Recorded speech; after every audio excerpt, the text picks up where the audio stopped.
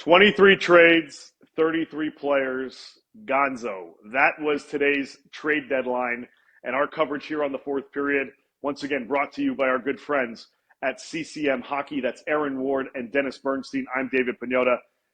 Gentlemen, 23 deals, and a big one. We'll start with the big one. We knew, as we reported throughout the day, that Vegas was in on something big. Those conversations began earlier this week with San Jose, which we ultimately found out was to be Tomas Hertl. He is now in Vegas. Whoa. This one, not a lot of people saw. I thought he was making a move. I didn't think Kelly McCrimmon was going this big game hunting and bringing in Tomas Hertl, Wardo. And winning this big. So this is official. I'm now going to throw my hat in to be a GM in the National Hockey League because I'm looking at this deal. And if I'm potentially up for a job in San Jose, I don't have to make any sense of this trade because you just traded away a key piece. And where's your win? I can't figure out from the San Jose Sharks perspective what is coming back to them that they feel as though they're going to build off of. It's non-existent. So kudos to Vegas. Like Vegas looking at this, and you see Colorado ramping up. You see Winnipeg taking into Foley. So the West is starting to just accumulate assets. And then quietly this happens. They've elevated themselves back into top-tier status of consideration for coming out of the West and being a Stanley Cup contender. But the fact that this trade went down the way it did and the returns were what they were, I'm still trying to make sense of this hours after the trade happened. Yeah. Good. Dave, there's big, then there's Vegas big. And this was Vegas big. This is what they do. And the availability, he asked Kelly McCrimmon how they're able to do this, and he said, we pay. And here's how you know they pay. Their last 10 first-round picks, they have 2 of them remaining. And one's Brisson, I forget the other one. But no, the traded some good players like Kazuki. They're going for it. If you're a Vegas Golden Knights fan right now, you love your team, you love your organization. This team goes all in all the time. They find a way. Well, and on that, it's not only that they've got Tomas Hertl. They got Tomas Hertl, and they got San Jose to eat money on the deal, over $1 million for the next 6 years. And San Jose, 6 years. And San Jose also sent 2 third-round picks on top of it. You get Edstrom, solid prospect, and you get a first-round pick out of this. But you give up 2 thirds and Hertl, and you retain money. Make it make sense?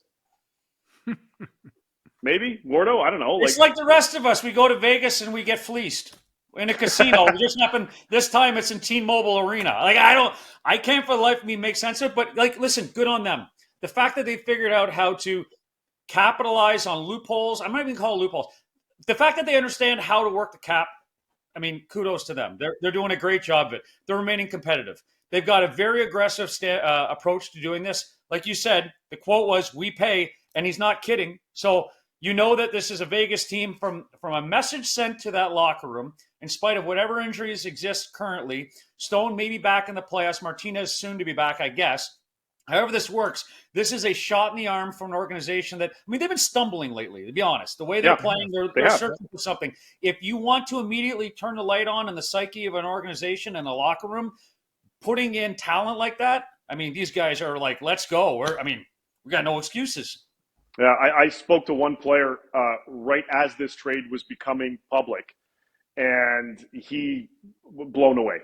He probably thought if you're getting Hertl that half the team's getting traded back to San Jose, so he was just happy not to be going too. Well, that's his first response was no roster players. Wow. That was some great bit of business. They go big game hunting. They make a big move, the Vegas Golden Knights do, in bringing in Hertl. San Jose, they were also working on a trade involving Alex Barabanov. He's a little upset he wasn't traded when they told him they were going to move him. So they'll lose him as a free agent. He'll test the waters. But another team that we all thought was going to go big game hunting, the New York Rangers. And DB, they get Wenberg, and they bring in Roslovic today. Is that enough? No, it's not good enough. It's not good enough. They are behind the Carolinas, the Floridas, the Bostons, the Torontos. And look, here's the thing. If Mika Zibanejad is not going to score 5-on-5, and he's had 1 5-on-5 goal since Christmas, they're going to go out in the first round, even though they might win the division. It just wasn't good enough. Jack Roslovic, nice player. Is he an improvement over Kako? Does he play the middle? Wenberg's a, basically a face-off and penalty killing type of guy. They're too top heavy to win a championship in New York right now. Here's the other question too. Roslovic is equivalent to me for Middlestat in Colorado. They played in insignificant games. They've not had playoff experience. They played in some poor organizational whatever you want to say. They haven't been really truly tested. So now you step them into the playoffs. What are you getting? Yes, New York needed something on the right side, a right-handed shot. But is this the answer? In light of the fact that Carolina just came out of nowhere and stepped up, Florida is still, for me, the standard in the Eastern Conference that all paths go through Southern Florida to get out of the conference. So I don't think New York did enough. I mean, clearly they made an attempt to address it, but it's not there for me. I was just going to say, Henrique and Vetrano. That was speculated. Those should have been the moves, not these moves. I'm sorry, just not good enough. What about two other teams that made some moves? The Toronto Maple Leafs bringing in Joel Edmondson, they bring in Ilya Lyubushkin, and they bring in Connor Dewar. And the Tampa Bay Lightning bring in Anthony Duclair and Matt Dumba. Is that enough for either of those two teams, Wardo? Well, the most striking part for me, I don't know for you guys, is the nonsensical component of what everybody paid for what. I mean, you look at a 3 and a 5 for Edmondson, whatever you paid for Lyubushkin, and there's Dumba coming in for virtually nothing. And listen, Tampa needed it. They're the slowest decor, and one of the slowest decors in the National Hockey League. They're injured. He automatically, no matter what criticism you want to throw his way for whatever reason, he elevates the Tampa decor right now. Overall, I mean, smart play by Tampa. You expect Tampa to make some savvy moves, but like it's just it was such a weird. This is not the type of trade deadline you expect. Like, this for this. It was like sporadic all over the place, and almost Friday was I don't know, like an afterthought of what's gone on the 2 days prior. Dave, I think we're at a point where we might have a playoff without the Tampa Bay Lightning. I don't like this movie. And they've been terrible defensively. And you listen to Coop's comments after the last game, how it was unacceptable. This late in the season, they're playing unacceptable hockey, and they're on the fringe of getting knocked down to the 9 seed. It helps. It has to help because, as Wardo mentioned, that defense is really in trouble. And the offense, look, they have one guy trying to carry them to the playoffs, Kucherov. Well, Duclair helps the speed component. Duclair helps speed component. Vasilevsky, I would say, is still, unfortunately, in the process of trying to find himself, round himself out.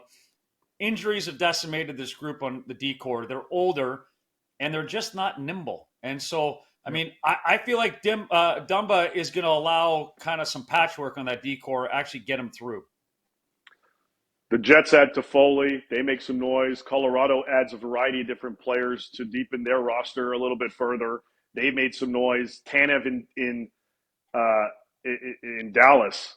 All three of those teams, boys, before we wrap up here, who's your favorite coming out of that division? Dennis? Well, I picked Dallas to go to the Cup final and love the answer. Now Stankoven has been fantastic for them. So, but I'll say this. There's some great teams that are going to get knocked out in the first round. And then you're going to hear about expanding the playoffs again and reseeding everybody and something like that. There are going to be some excellent, like, I'll give an example, just so I don't throw the Wardo.